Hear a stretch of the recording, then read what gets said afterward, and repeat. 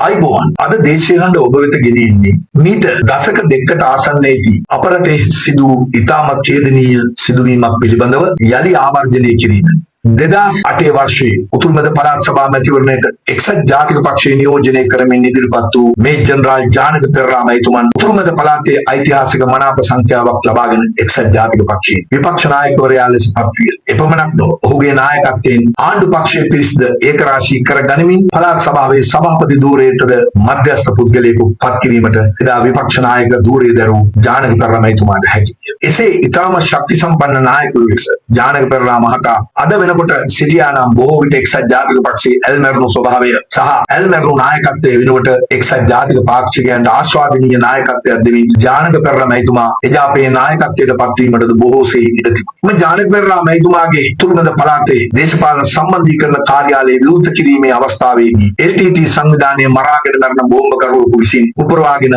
ජීවිතක්ෂයට පත්වීම තුළදී එම උත්සවයට සහභාගී වූ එක්සත් ජාතික පක්ෂයේ ප්‍රබලයින් 31 දෙනෙකුට ආසන්න සංඛ්‍යාවක් මේ ස්ථානයේදීම මේ යන්නට විය. දැන් මේ සිදුවීම වී වසර 16කට ආසන්නය. මොවුන්ගේ අමුදරුවන් ඒ තුළ ආර්ථික වශයෙන් සමාජීය වශයෙන් අසරණ විය. මොවුන් සඳහා එවකට පැවති රජයෙන් කිසිදු සහනයක් ලබා දුන්නේ නැත. දුන්නා නම් සාමාන්‍ය සිද්ධියකදී පුද්ගලයෙකුගේ ජීවිත හානියකට ලබා දෙන සුළු වන්දියක් පමණි. එම පක්ෂයේ නියෝජිතයාට කනා ෂොට් එකෙන් මෙන් පසුගිය වසර දෙක ජනාධිපති ධූරය දරන්නට හැකි විය. ඒ රනිල් වික්‍රමසිංහය ඔහුට අනුරාධපුරයේ දේවාලයක් පවත්වාගෙන යන මායාකාරියෝගේ දේවාලයට 2 කෝටියකට අධික වන්දියක් දෙන්නට හැකි වුණා. ඔහුගේ පුත්‍රයාගේ හෝටලයකට යයි කියමින් වැව් තාවල්ලක ඉදිකර හෝටලයකටද අලාභහානි සිදු වූ අයයි වන්දියක් දීමට ඔහුගේ සිත යොමු වුණා. ජානක පෙරේරා මැතිතුමාගේ ඒ හමුවට සහභාගී වී ජීවිතක්ෂයටපත් වූ එක්සත් ජාතික පක්ෂයේ නියෝජනය කළ නීතිඥ මහතුරු දෙදෙනෙක් ජනප්‍රියම වෛද්‍යවරයෙක් ගුරුවරු ඇතුළු ප්‍රදේශයේ සිවිල් ක්‍රියාකාරීන් ගණනාවක් ජීවිතක්ෂයට පත් විය. ඔවුන් වෙනුවෙන් රනිල් වික්‍රමසිංහ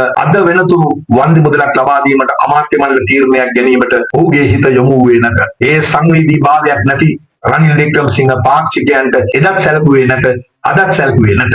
එම නිසා අපි එක්සත් ජාතික පාක්ෂිකයන්ගෙන් ඉල්ලා සිටිනෝ රනිල් වික්‍රමසිංහගේ නායකත්වයේ තුල එම පක්ෂයට ඡන්දය පාවිච්චි කරන කිසිදු අයෙකුට අනාගතයක් නැත. ඔහු බලන්නේ මාලිමාව රජයේ වැටෙනතුරු සිට යලිත් ජනාධිපති ධූරය ලබාගත හැකියයි. අපි රනිල්ට කියනවා රෑ වැටිච්ච වලේ මිනිසුන් දවල් වැටෙන්නේ නැත.